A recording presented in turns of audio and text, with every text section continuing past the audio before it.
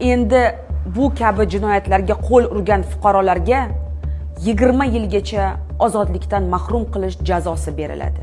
Bu qonun chiqarilgandan shaxsan men oddiy fuqaro sifatida hamda adiktolog sifatida o'z fikrimni bildiraman hamda bu qonunni qo'llab-quvvatlayman.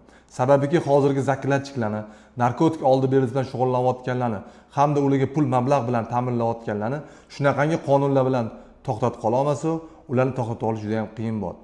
Hozirgi zamonda ko'rinmas pandemiya kirib kelgan paytda bu o'rgimchak to'riga ayniqsa bizning yoshlarimiz tushib qolyapti. Ki bu kasallik, bu pandemiya ildiz otib bo'ldi. Mani ota-onalarga chuqur maslahatim hamda eslatmam.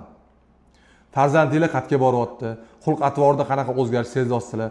Odatlarda qanaqa o'zgarish sezyapsizlar? Albatta nazoratga olib boringlar. Kasallikni hozirgi kundan boshlab oldini olmasa, ertaga kech bo'lishi mumkin.